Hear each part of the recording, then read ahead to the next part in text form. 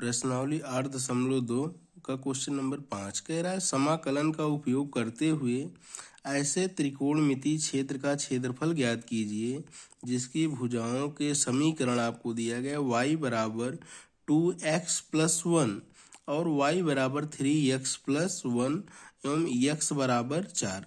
चलिए इन भुजाओं के समीकरण को हम लिख लेते हैं।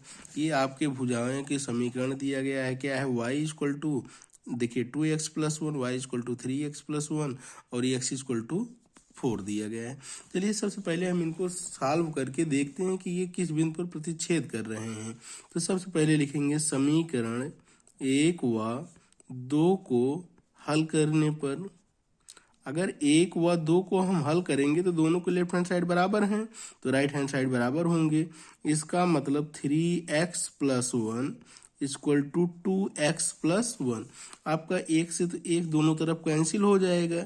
ये इधर देखिए एक से एक कैंसिल हुआ, इधर आया 3x में 2x घटाएंगे तो x इक्वल टू 0। अगर x की जगह पे इस समीकरण में किसी एक समीकरण में रख दें 0 तो y इक्वल टू क्या हो जाएगा 1।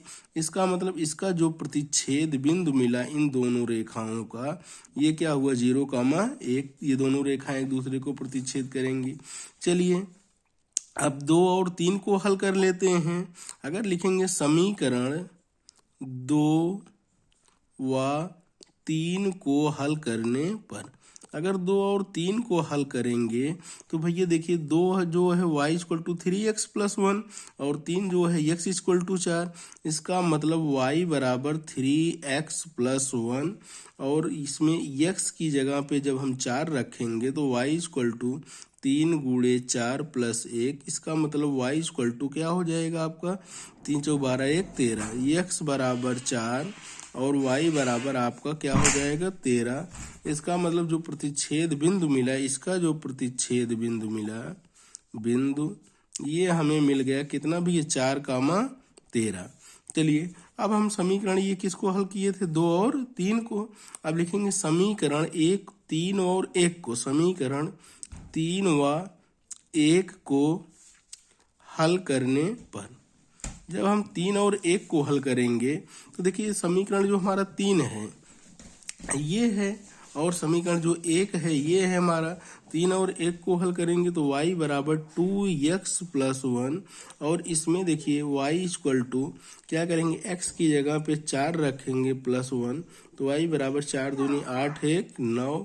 चलिए अब यहाँ पर जो प्रतिच्छेद बिंदु मिला आपका, प्रतिच्छेद बिंदु आपका जो है वो आपका कितना हुआ 4,9 हुआ। अब हम इन बिंदुओं को इस पर ढूंढ लेते हैं। एक तो आपका देखिए 0,1 तो ये आपका तो 0,1 यहाँ पे आ गया और दूसरा क्या है 4,13। x अक्ष पे 4 जाएंगे और y अक्ष पे 13 जब जाएंगे तो हमें ये लगभग इसी के सीध में ये लगभग मिल जाएगा कितना 4,13। और दूसरा जो प्रतिच्छेद बिंदु है वो कितना है 4,9। 4 यही होगा सीध में और 9 तो आपका ये यहाँ आ जाएगा। ये क्या हुआ 4,9 और x बराबर 4 भी तो यहीं पे है। तो अब ये जो दोनों समीकरण हैं आपका 4,13 है, ये हमें किसको समीकरण 2 और 3 को हल करने पे आया था। 2 और 3 का मतलब x बराबर ये आपका 4 है, ये x बराबर क्या है, ये रेखा x बराबर तो हमारी 4 है और ये जो आपका देखिए जो 2 था और 2 और 3 को हल करने पे आया था, इसका मतलब इससे हम यहाँ से मिला देंगे तो ये आपकी रेखा है y बराबर 3x+1। अगर इसको यहाँ से मिलाएंगे इस वाले पॉइंट को तो ये हमारी रेखा है y बराबर कितना 2x+1। चलिए हमें इसी से घिरे क्षेत्र का क्षेत्रफल चाहिए इन रेखाओं से, तो इसका मतलब हमें इसी भाग का क्षेत्रफल चाहिए। इस भाग का क्षेत्रफल चाहिए तो हम करेंगे क्या, देखिए इस रेखा के नीचे का क्षेत्रफल निकाल लें और फिर इस रेखा के नीचे का क्षेत्रफल घटा दें तो हमें इस छायांकित भाग का क्षेत्रफल मिल जाएगा।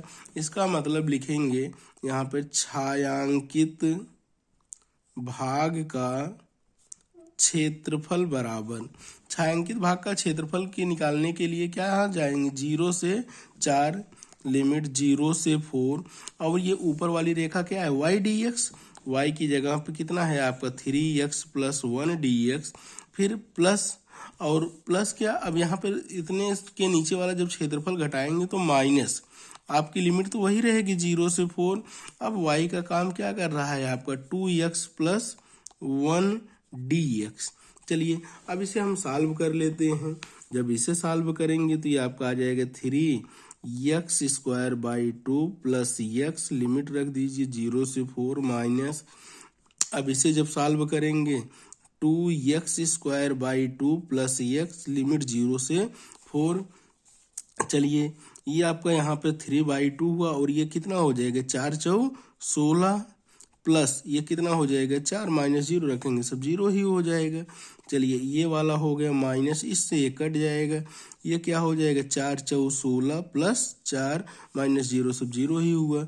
देखिए 2 8 16, 8 तिरिक 24 प्लस 4 माइनस 16 4 20, देखिए 24 4 28 माइनस 20 बराबर कितना 8 वर्ग इकाई। यही हमारा क्या हो जाएगा आंसर हो जाएगा।